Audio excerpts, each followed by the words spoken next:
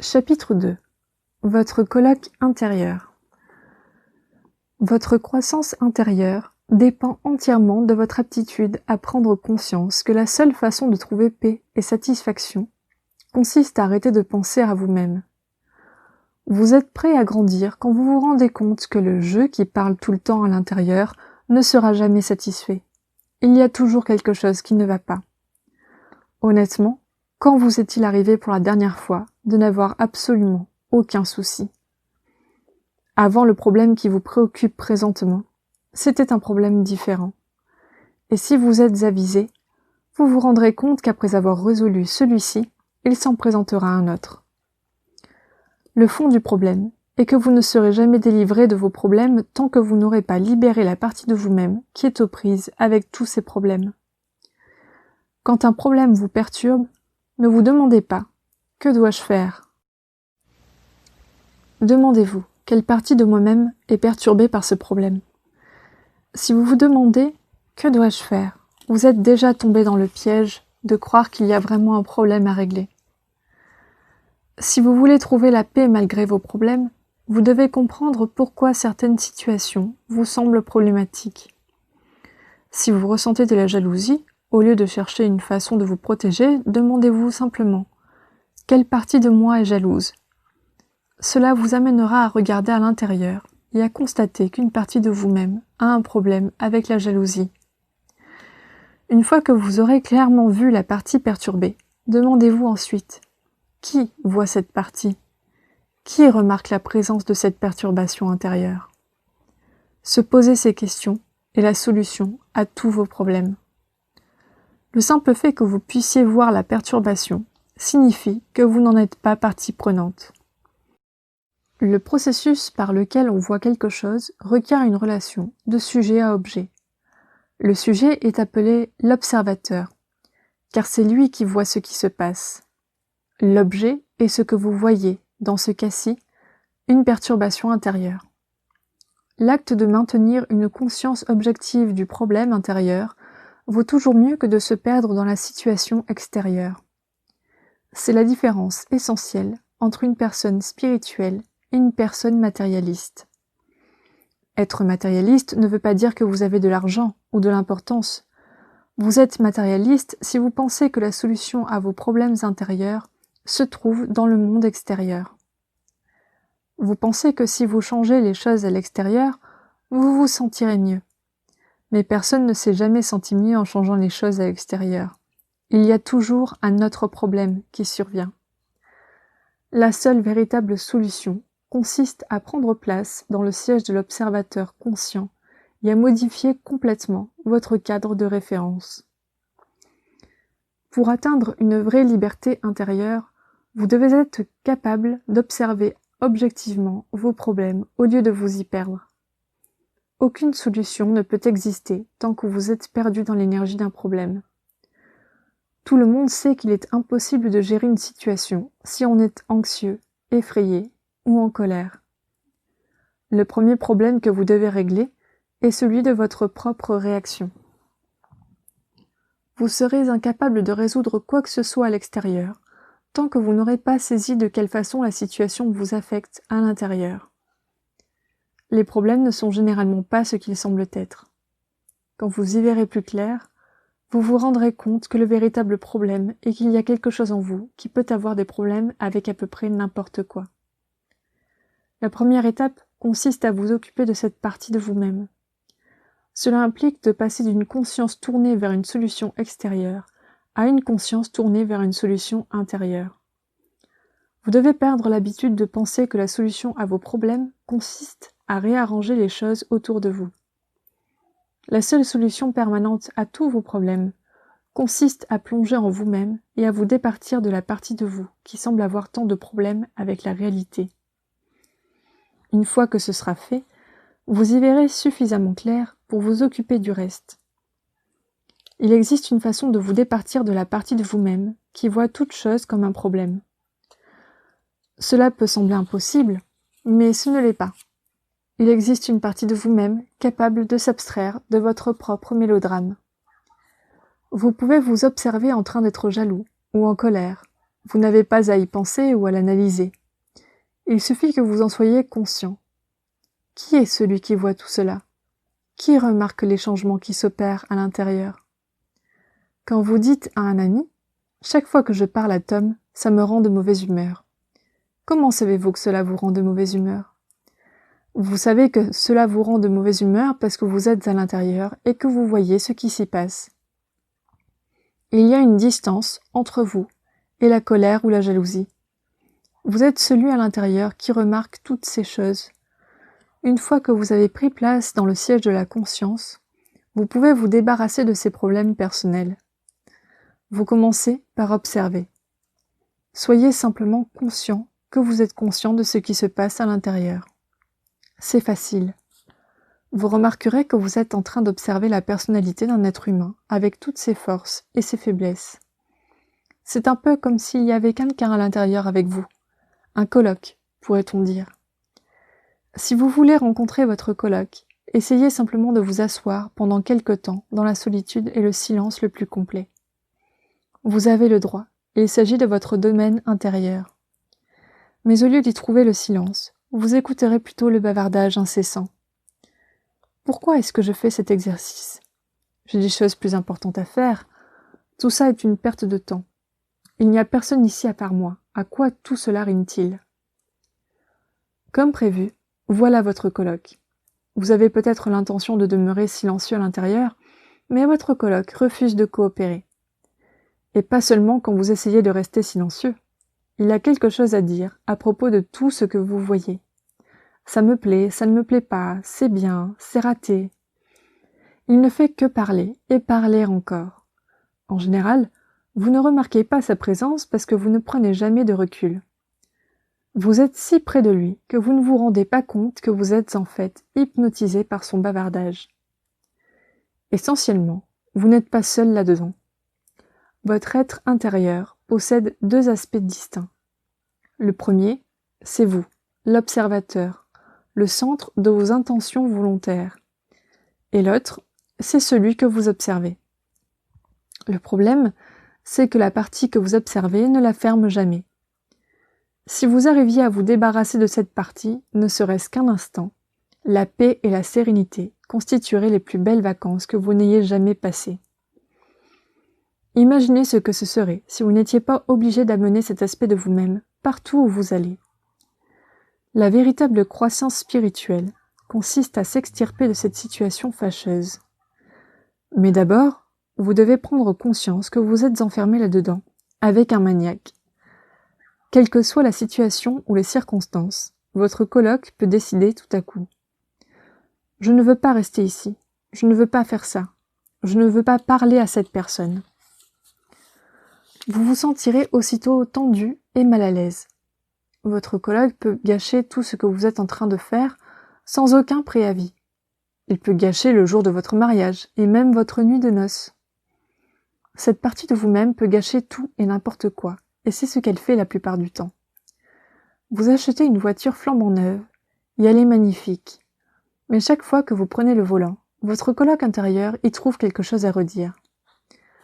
La voix mentale souligne chaque petit grincement, chaque petite vibration, jusqu'à ce que vous finissiez par ne plus aimer la voiture. Une fois que vous avez constaté ce que cette voix peut faire dans votre vie, vous êtes prêt à grandir sur le plan spirituel. Vous êtes prêt à vivre une véritable transformation quand vous dites finalement « Vois un peu cette chose. Elle est en train de me gâcher la vie. J'essaie de mener une vie sereine et riche, mais j'ai l'impression d'être assis sur un volcan. » À n'importe quel moment, cette chose peut décider de faire une crise, de se refermer sur elle-même ou de se rebeller contre ce qui est en train de se passer. Un jour, elle aime quelqu'un, et le lendemain, elle décide de dire du mal de tout ce qu'il fait. Ma vie est un gâchis, uniquement parce que cette chose qui vit là-dedans avec moi transforme tout ce qui m'arrive en mélodrame. Une fois que vous en avez pris conscience et appris à ne plus vous identifier à votre coloc, vous êtes prêt à vous libérer. Si vous n'en avez pas encore pris conscience, commencez simplement par observer. Passez une journée à observer tout ce que fait votre coloc. Commencez le matin et voyez si vous pouvez remarquer ce qu'il dit en toutes circonstances. Chaque fois que vous rencontrez quelqu'un, chaque fois que le téléphone sonne, essayez de l'observer. Lorsque vous êtes sous la douche, c'est un bon moment pour l'observer en train de parler. Observez simplement ce que cette voix a à dire. Vous verrez qu'elle ne vous laisse jamais prendre une douche en paix. Vous prenez une douche pour vous laver, non pour observer votre esprit en train de parler sans arrêt. Voyez si vous pouvez demeurer suffisamment conscient durant l'expérience pour observer ce qui se passe. Vous découvrirez des choses étonnantes. Par exemple, votre coloc passe constamment d'un sujet à l'autre. Ce bavardage incessant vous semblera si névrotique que vous refuserez de croire qu'il en est toujours ainsi. Et pourtant, c'est le cas. Vous devez surveiller ce phénomène si vous voulez vous en libérer. Vous n'avez rien à faire sauf prendre conscience de la situation fâcheuse dans laquelle vous vous trouvez. Vous devez vous rendre compte que vous avez abouti à ce gâchis à cause de votre coloc intérieur. Si vous voulez que la paix règne là-dedans, vous allez devoir corriger la situation. Pour comprendre qui est vraiment votre coloc, vous devez le personnifier extérieurement. Faites semblant que votre coloc, votre psyché, possède son propre corps. Pour ce faire, prenez l'ensemble de la personnalité que vous entendez parler à l'intérieur de vous et imaginez qu'il s'agit d'une personne qui vous parle de l'extérieur. Imaginez simplement qu'une autre personne dit à présent tout ce que votre voix intérieure dirait. Puis, passez une journée avec cette personne. Vous vous installez pour regarder votre émission de télé préférée. Le problème est qu'il y a quelqu'un avec vous. Vous allez donc entendre le même incessant monologue qui se déroulait auparavant dans votre esprit, sauf qu'il s'agira à présent d'une personne qui se parle constamment à elle-même, assise à côté de vous, sur le sofa. As-tu éteint les lumières au rez-de-chaussée? Tu devrais aller vérifier. Pas tout de suite. J'irai plus tard. Je veux finir de regarder cette émission. Non, vas-y maintenant. C'est pourquoi la facture d'électricité est si élevée. Vous observez tout ce qui se passe dans un silence mêlé de stupéfaction. Puis, quelques secondes plus tard, votre coloc s'engage dans une autre dispute. « Hé, je veux quelque chose à manger. J'ai une envie folle de pizza. »« Non, tu ne peux pas avoir de la pizza maintenant. C'est trop loin, même en voiture. Mais j'ai faim. Quand vais-je pouvoir manger ?» À votre grande stupéfaction, ces pétarades névrotiques de dialogue conflictuel continuent encore et encore. Et comme si ça ne suffisait pas, au lieu de simplement regarder la télé, votre coloc se met à réagir verbalement à tout ce qui se passe à l'écran. Après l'apparition d'une personne aux cheveux roux dans l'émission, votre coloc se met à maugréer au sujet d'un ex-conjoint ou d'un pénible divorce. Puis il se met à crier, comme si l'ex-conjoint était présent dans la pièce avec vous. Puis cela s'arrête, aussi brusquement que ça avait commencé. Vous êtes à présent prostré à l'autre extrémité du sofa, dans un effort désespéré pour mettre la plus grande distance possible entre vous et cette personne visiblement dérangée. Oserez-vous tenter cette expérience? N'essayez pas de faire taire cette personne. Essayez simplement d'apprendre à connaître celui avec qui vous vivez à l'intérieur, en extériorisant sa voix. Donnez-lui un corps et une place dans le monde, comme n'importe qui d'autre. Laissez-lui être une personne qui dit à l'extérieur ce que la voix de votre esprit dit à l'intérieur. À présent, faites de cette personne votre meilleur ami. Après tout, combien avez-vous d'amis avec lesquels vous passez tout votre temps, en plus de prêter une attention absolue à tout ce qu'ils disent? Comment vous sentiriez-vous si quelqu'un se mettait vraiment à vous parler comme le fait votre voix intérieure? Quelle relation pourriez-vous avoir avec une personne qui dit tout ce que dit votre voix mentale? Au bout d'un moment, vous lui diriez de partir et de ne jamais revenir. Mais quand votre ami intérieur parle constamment, vous ne lui dites jamais de partir. Quels que soient les ennuis qu'il vous attire, vous l'écoutez. Vous lui accordez toute votre attention, quoi que cette voix puisse dire. Elle vous détourne de ce que vous êtes en train de faire, peu importe qu'il s'agisse d'une activité qui vous plaise ou non. Et tout à coup, vous portez attention à tout ce qu'elle a à dire. Imaginez que vous êtes en amour et sur le point de vous marier.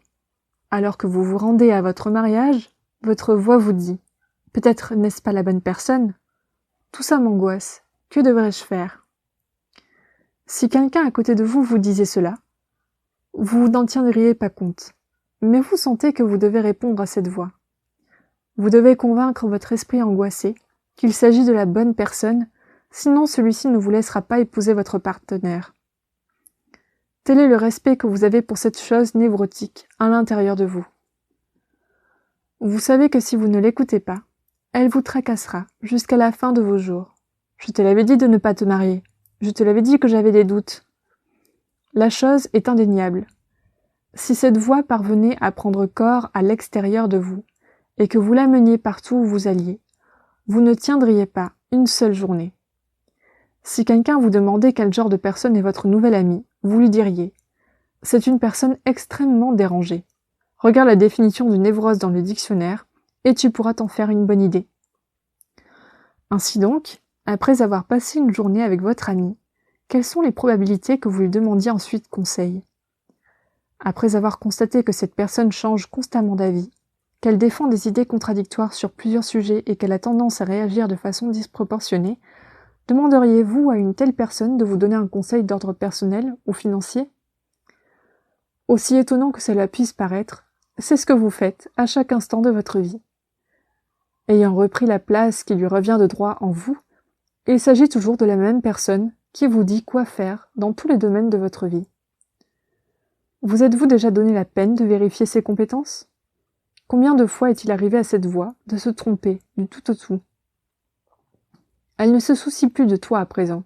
C'est pourquoi elle n'a pas téléphoné. Elle va rompre avec toi ce soir. Je le sens, je le sais. Tu ne devrais même pas répondre si elle téléphone. Après avoir écouté cette voix pendant 30 minutes, le téléphone sonne, c'est votre petite amie. Elle est en retard, car c'est votre premier anniversaire, elle était en train de vous préparer un dîner surprise. C'est en effet une surprise pour vous, car vous aviez complètement oublié cet anniversaire. Elle vous dit qu'elle vient tout de suite vous chercher. Vous êtes très excité, et votre voix intérieure ne cesse de vous dire qu'elle est fantastique. Mais n'avez-vous pas oublié quelque chose? Avez-vous oublié le mauvais conseil que votre voix intérieure vous avait donné et qui vous a tant fait souffrir au cours de la dernière demi-heure? Et si vous aviez engagé un conseiller en relations humaines qui vous avait donné ce terrible conseil? Il serait complètement passé à côté de la situation. Si vous aviez écouté ce conseiller, vous n'auriez jamais répondu au téléphone. L'auriez-vous congédié sur le champ? Comment pourriez-vous lui faire confiance après avoir constaté à quel point il pouvait se tromper? Eh bien, allez-vous congédier votre coloc intérieur? Après tout, son conseil et son analyse de la situation étaient totalement à côté de la plaque.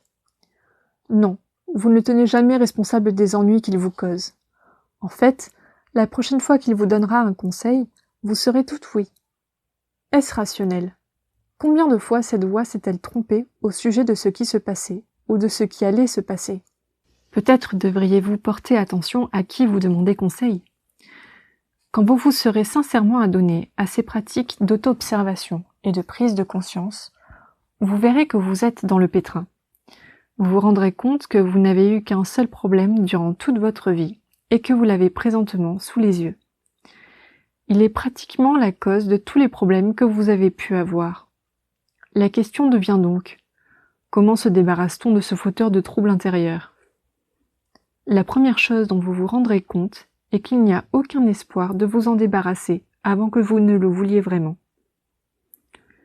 Jusqu'à ce que vous ayez suffisamment observé votre coloc pour vraiment comprendre que vous vous trouvez dans une situation fâcheuse, vous n'avez vraiment aucune base pour mettre en pratique ce qui peut vous aider à prendre des mesures concernant votre esprit.